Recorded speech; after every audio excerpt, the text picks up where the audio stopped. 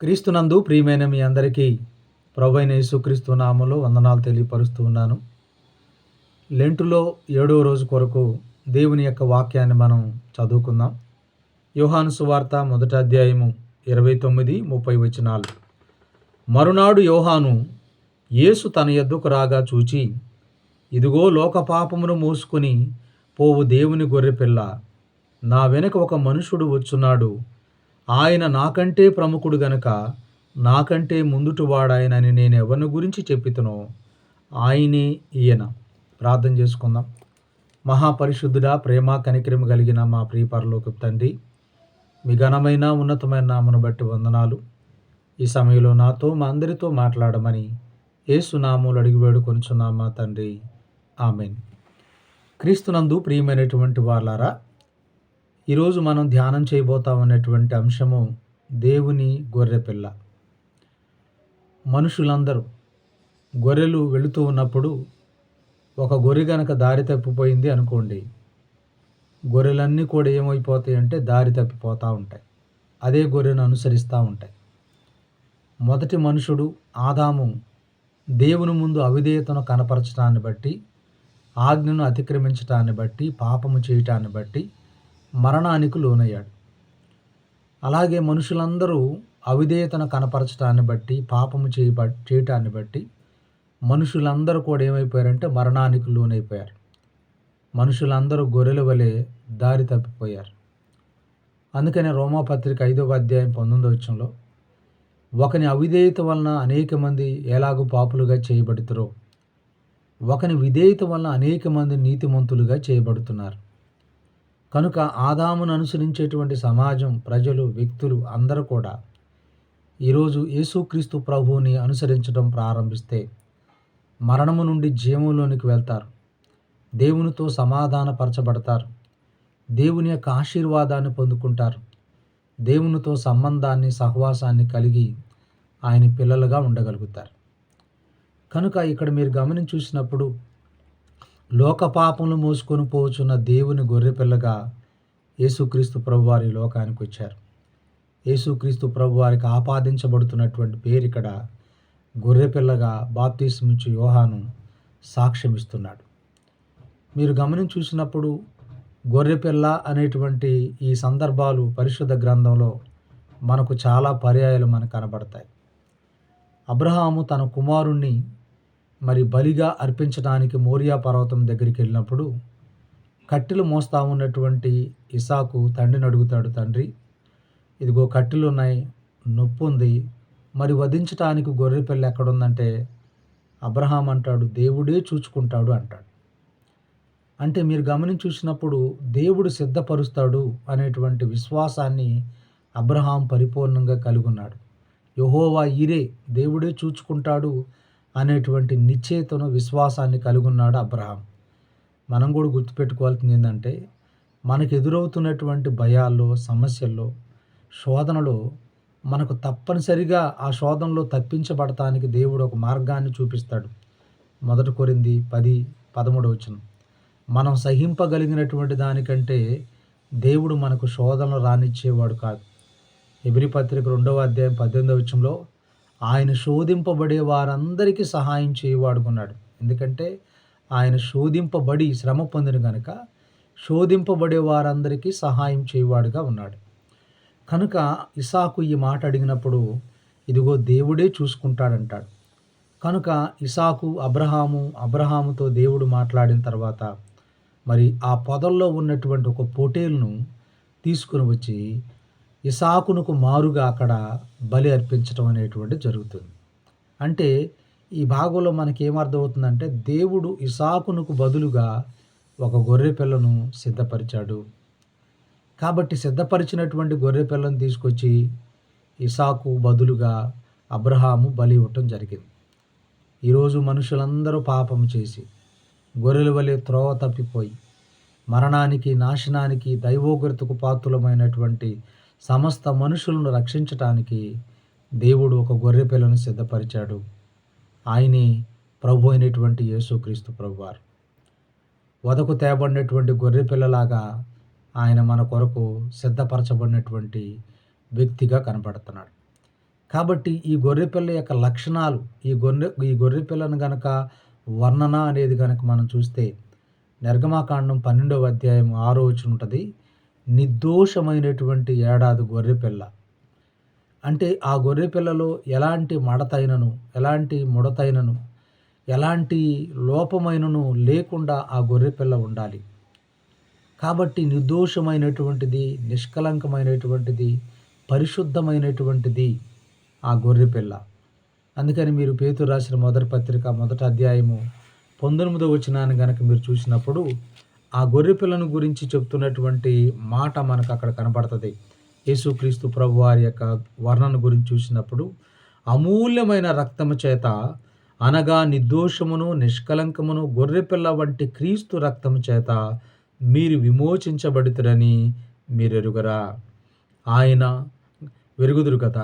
ఆయన జగత్తు పునాది వేయబడక మునుపే నియమింపబడిన గాని తన్ను మృతుల్లో నుండి లేపి తనకు మహిమనిచ్చిన దేవుని ఎడల తన ద్వారా విశ్వాసులమైన మీ నిమిత్తము కడవరి కాలమందు ఆయన ప్రత్యక్ష పరచబడెను.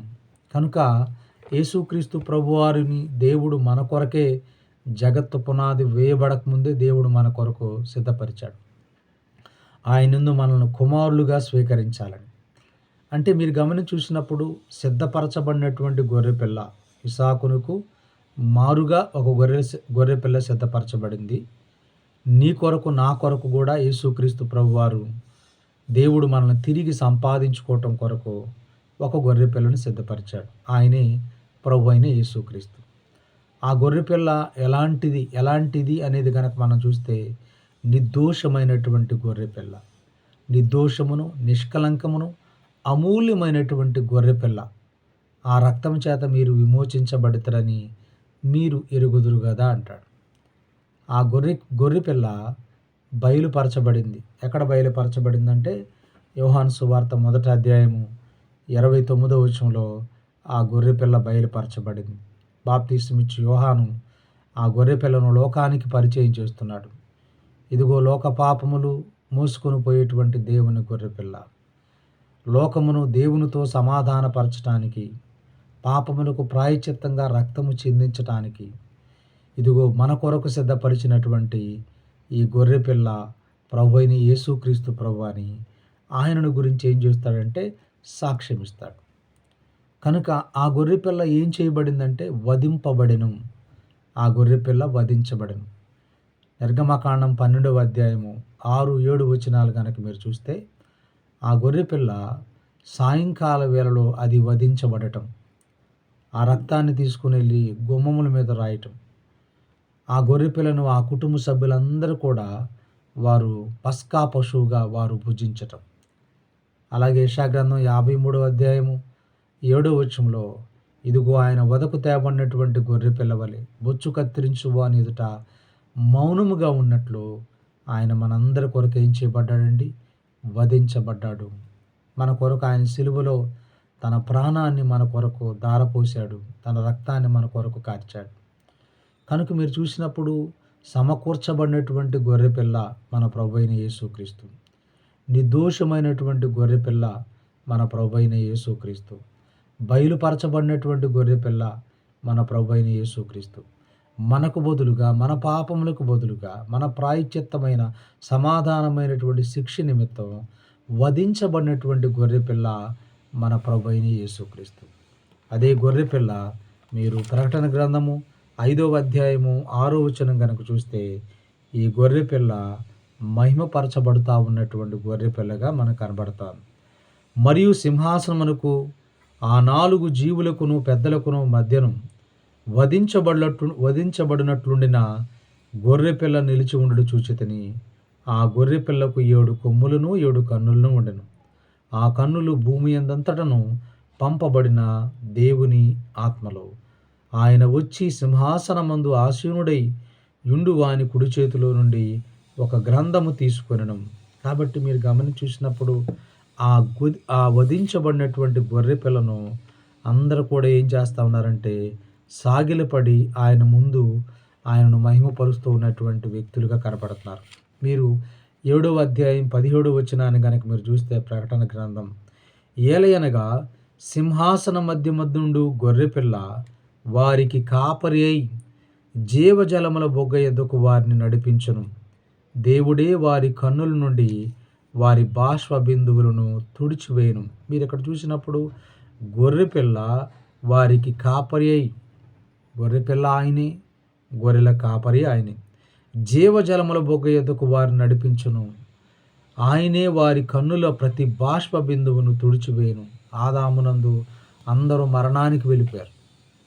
ఈరోజు క్రీస్తునందు అందరూ ఎటువైపుకి వస్తూ ఉన్నారు? జీవజలముల బొగ్గ ఎద్దుకు వారందరూ కూడా నడిపించబడతా ఉన్నారు. కాబట్టి క్రీస్తునందు ప్రియమైన వాళ్ళారా, ఇక్కడ మహిమపరచబడతా ఉన్నటువంటి గొర్రె పిల్లగా ఈ భాగంలో మనం చూడొచ్చు. ప్రకటన గ్రంథము 22వ అధ్యాయం మొదటి 3 వచనాలు గనక మీరు గమనం చూస్తే అక్కడ ఉన్నటువంటి మాట ఏంటంటే, పరిపాలించేటువంటి గొర్రె పిల్ల మరియు స్ఫటికం వలె మెరియునట్టి జీవజలముల నది దేవుని యొక్కయు గొర్రెపిల్ల యొక్కయు సింహాసనమునొద్ద నుండి ఒక పట్టణపు రాజవీధి మధ్యను ప్రవహించుట ఆ దూత నాకు చూపెను. ఆ నది యొక్క ఏవలను ఆవలను జీవవృక్షమండెను. అది నెలకు ఫలించుచు 12 కాపులు కాయను. ఆ వృక్షము యొక్క ఆకులు జనములను స్వస్థపరచుటకై వినియోగించును. ఇక మీదట శాపగ్రస్తమైనది ఏదీ దానిలో ఉండదు. దేవుని యొక్కయు గొర్రెపిల్ల యొక్కయు సింహాసనము దానిలో ఉండును.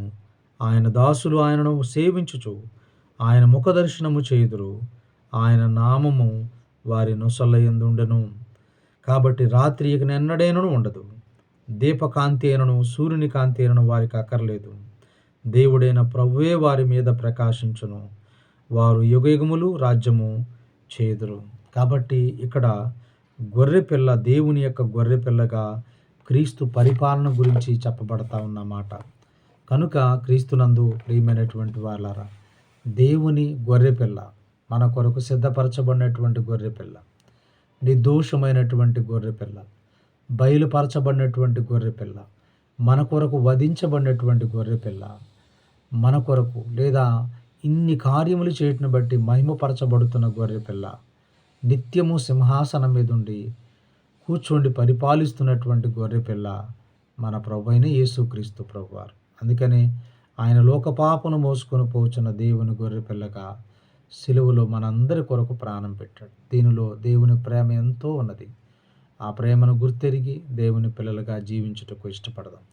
అట్టి కృప దేవుడు మనందరికీ అనుగ్రహించును కాక.